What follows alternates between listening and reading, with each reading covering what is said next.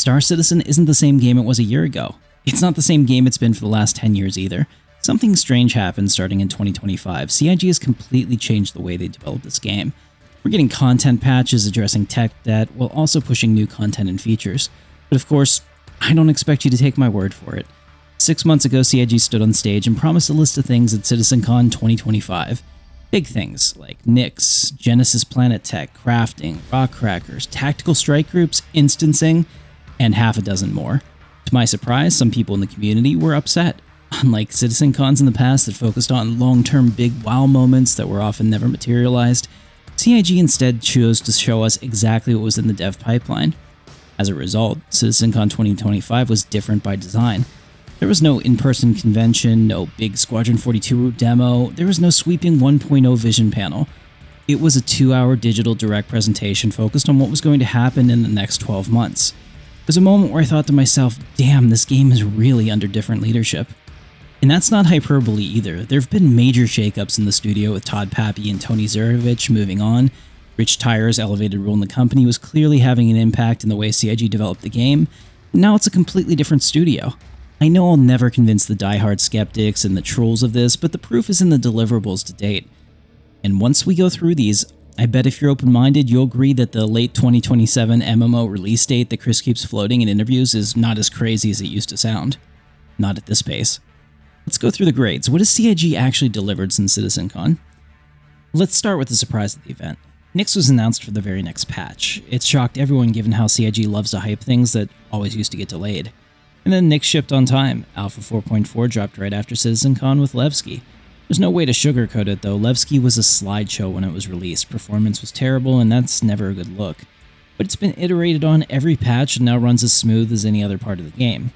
In the time since Nyx released, we've had the QV breaker stations and Rockcracker content go live with 4.7, as well as further fleshing out the star system. People's service stations came online as the outer systems hub for refueling and respawning. Literally as I'm writing this, 4.7.2 just dropped a ton of missions in the Nyx, and now it's brought up to the standard of the other systems. There are now things to do there for pretty much every playstyle. I'm going to grade this as a B-. The rough launch of Levski is a factor, but they've recovered from that. It would be higher, but the system is still incomplete, and we'll talk about what's missing shortly. I'm adding a wildcard here that was dropped on us with practically no warning. VR support came to the verse, and it's better than it has any right to be. This wasn't in the presentation, but it's the kind of thing that this game has needed forever. Shout out to Sylvan CIG and the team for making it happen. VR keeps improving with every single patch, and for me that's a major win. I'm not going to give it a grade since it wasn't in the presentation. Rockcracker deserves its own beat because of how specific the original pitch was. CIG promised exploration, investigation, FPS combat, kickstarting engines to power the station, and then activating the main laser before flying inside the asteroid the mine. The entire activity landed just as described with 4.7. This is the kind of delivery that used to be unthinkable from CIG, not the kind of headline feature, but the detail level of the pitch. I'm giving this one an A+. It's exactly the kind of gameplay activity that the game needs to continue to deliver. Interstellar cargo hauling shipped alongside with Nyx in patch 4.4. System-to-system hauling missions using jump points significantly expanded cargo gameplay options.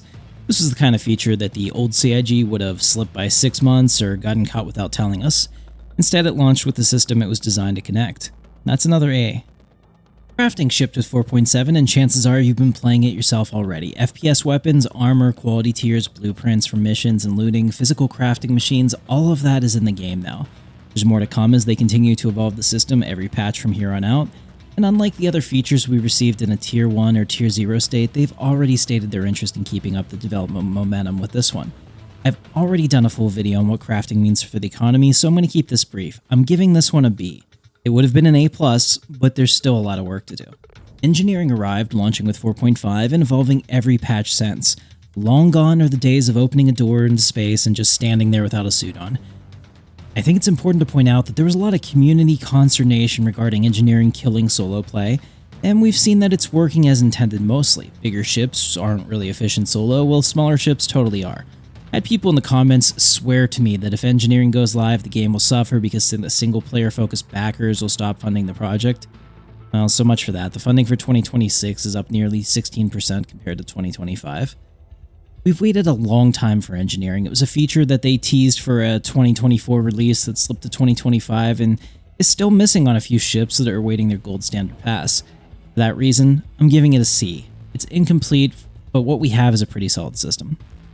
There's a rework for ship refueling going on across the verse, and ship refueling specifically in capital ships is being tested on for 4.8 as well. Big ships like the Idris and the Polaris are the initial target. If testing goes well, this is a 4.8 delivery, which would be roughly about 7 months after the CitizenCon promise. I'll give it a B- until we see how much of it survives to live. Tactical Strike Groups was the feature presentation at the end, and probably either the most anticipated or the second most anticipated part that was shown depending on why you play the game. It's basically a Star Citizen version of the attack on the second Death Star, a large combined arms mission specifically intended for groups of 7 or more with multi-phase combat and Vandal anti-capital weapons. This one's tricky because there's usually a disconnect between how you envision a game design working and the reality of what's delivered. Jury's still out on this one because it's being tested on Evocati for 4.8. That was a mid-2026 promise, and it's hitting that window. I'm going to grade this a B for now with the potential to be an A+, but there's a long way to go from here to a stable live release.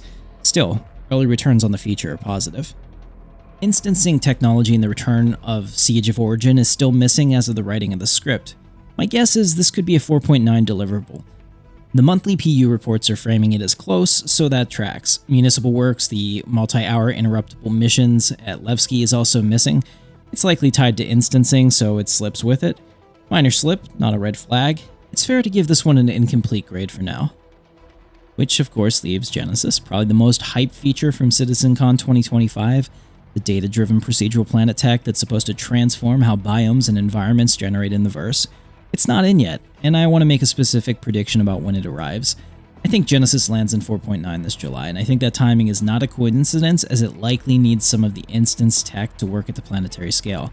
If you saw my Invictus prediction window, I already put on record that Squadron 42 is releasing this summer, probably late July or August. Dropping Genesis in July right before Squadron 42's release is exactly the kind of tech showcase CIG needs. Having a headline feature landing to give the MMO a wave of attention in parallel with the single-player launch. It's also the most visually impressive feature in CIG's pipeline, which makes it perfect for capturing the attention of everyone who's coming to the game through Squadron 42 coverage. If that timing holds, I can see base building following in the fall or the winter. That's the second most anticipated feature that wasn't talked about last year and the one that Genesis enables most directly. I'm going to put that on the record too. Genesis in 4.9, base building by the end of the year, if Genesis hits on time. Come back and dunk on me if either one misses. I love reading the comments. Truly.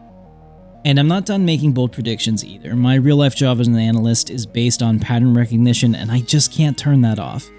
The Montreal studio was created specifically as a content and location pipeline.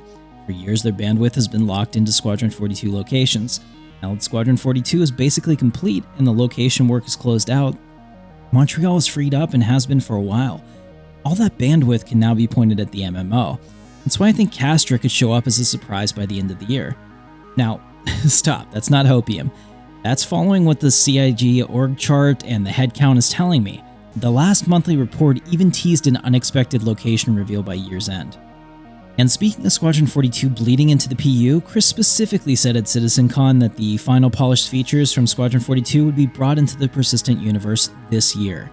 I made a whole video called What Happened to Star Citizen about that graphical overhaul that unexpectedly landed in 4.7 without a formal announcement.